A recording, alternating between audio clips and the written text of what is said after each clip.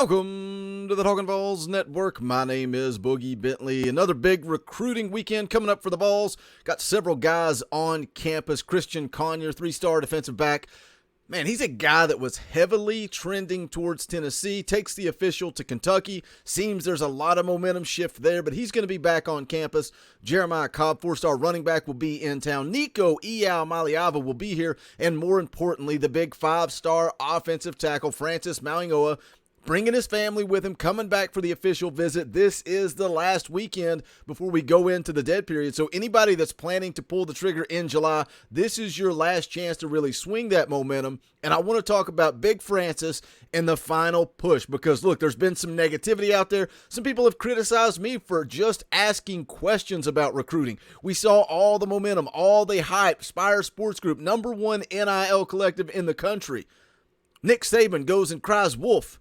Nick Saban whines and complains to Greg Sankey.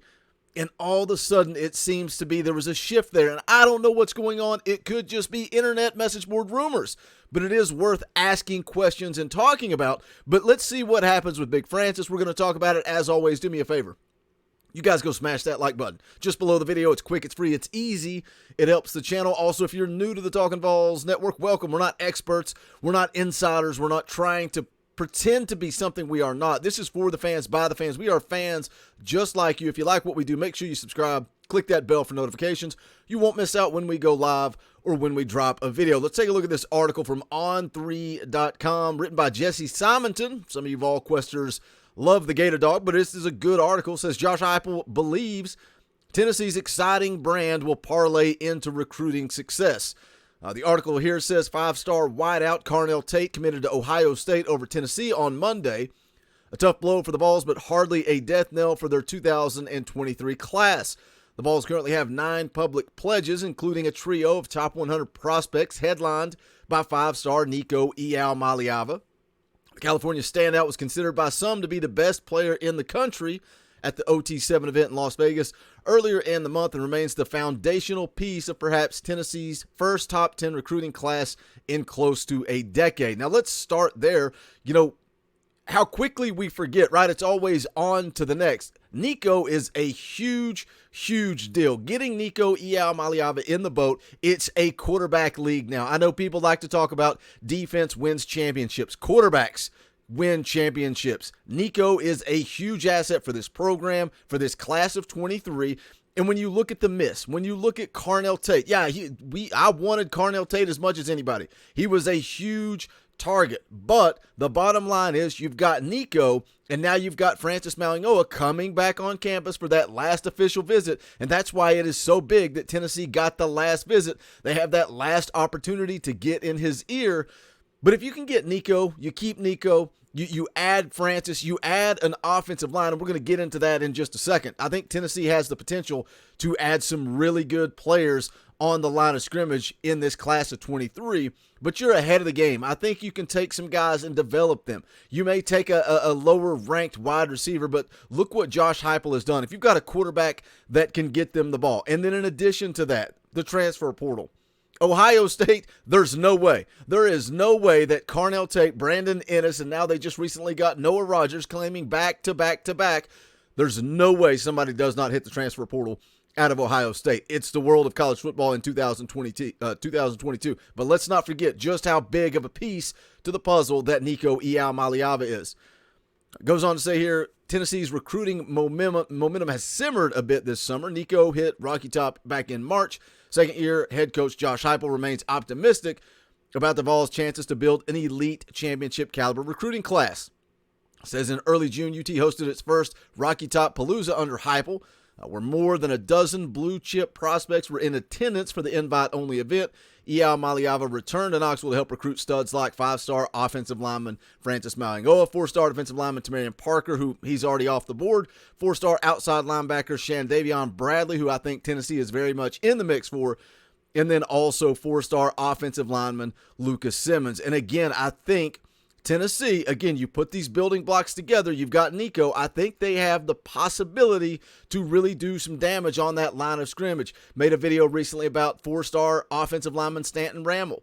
I think he's a guy that really likes Tennessee. Coming off his visit, had a lot of positive things to say, grinning ear to ear. 4-star Shamrod Umarov, a guy that really nobody's talking about that much, but very highly talented offensive lineman. Made a video on him, gosh, probably a month ago. Go back and check it out. Goes through the scouting report, what he brings to the table. And then, as the article just mentioned, Lucas Simmons, we'll see how if Tennessee can get in there and get him in the boat as well. But that's a lot of potential. And when you look at who we've already got committed in the class of 23, you've got Aiden Bustle, Tennessee kid, 6'5", 287-pound offensive tackle. He's a 3-star prospect. You've also got Trevor Duncan, who's listed as an athlete, just recently bumped to a 4-star prospect. But he's a guy that he can play the defensive line, the offensive line. A lot of people say that he ends up at the offensive tackle position. But you say Trevor Duncan, Aiden Bustle, and then you look at the potential to add Francis Mauigoa. You look at Stanton Ramel, Shamrod Umarov, Lucas Simmons. I think Tennessee has the foundation there to get something special in this class of 23. And if you don't have the skill positions, if you don't have the wide receivers, just recently added a running back commit. But if you add that, it's a line of scrimmage and the quarterback position are huge. And I think Tennessee sets up well in this class of 23. Let's see how they can build around it. Here's a quote from Josh Heupel. Says, "I think our exciting brand and the culture that we've built inside the building has allowed us to get in on some elite players and believe that we're going to have an opportunity to continue to close with those same guys." Says, "A year ago at this time, we were just starting the kids on campus for the first time, and you can talk to them about culture and energy and what we were going to look like on the football field, but there's nothing like actually seeing it. A year from last year, it's so different. The tangibleness to how we're going to play offensively, defensively, and special teams, the culture and energy and vibe between players and coaches alike inside the building, they've gotten a chance to see that firsthand." And again, Josh Heupel saying, go back a year ago. And we need to do that as fans. Let's go back a year ago. Now, that said, it's okay to ask questions. It's okay to say, did Jimbo and Nick Saban complaining and yelling and screaming about NIL, does that impact what Tennessee is doing? Did Danny White call off the dogs? Is there a leash on Spire Sports Group? Those are fair questions to ask. But when you look at what Josh Heupel has been able to do in this class of 23, he's done a nice job. Rewind a year ago. There is no way that a guy like Carnell Tate should have been even interested in Tennessee. But Josh Heupel has been able to do that in just a year in this program. It's why the 2022 season is so crucial. It is so important to continue that progress, continue to take that next step, and continue to build this program. The article goes on to say Heupel inherited a program with potential looming NCAA sanctions and low expectations, yet he over-delivered in year one, winning 7 games and coming within a couple of bounces the right way, 1 to 3 games decided by a single score, of giving Big Orange Nation its best season in 15 years. Again, that's, when we talk about the expectations for this year, Boogie, how many games? And I say, well, I think they can win 8 games. They could also win 10. They could win 6. Are you going to be mad if they win 5 or 6 games? Yeah, you're not going to be happy. But what caused those games? How did those games play out? Because you're looking at a football team that could have easily won 9 to 10 games last year. That's the reality. They were in it. Like the article says there, Jesse Simonton, the ball bounces one way or the other. Tennessee's in quite a few games there that they lost. They could have won. It goes on to say that product, an exciting, high-flying offense coupled with playing in one of the biggest stadiums in the nation in front of the most rabid fans in all the sports has allowed Heupel to create his own orange and white calligram, easy for me to say. Instead of selling just a vision, Heupel now has a picture he can point to. Prospects have actually been able to see it. Here's the last quote from Heupel. A year ago this time, we were just talking about what we were doing, what we're going to look like on the field. Now they've got a chance to see it during the course of the season. They've had a chance to experience it. They've been on our campus. They've had an opportunity to interact with some of our players. They've seen practice. They've seen games. They know the energy and culture and what it's going to look like as a volunteer on a daily basis. Again, I thought that was a really good article, but the big thing is, can they get some of that mojo back? Can they get some of that momentum back? I think Francis Mauigoa is absolutely huge to kind of calming this fan base down. And again, it's the world of recruiting. It's up, it's down, there's highs and lows, kids coming off of visits. Francis was predicted to Tennessee not too long ago.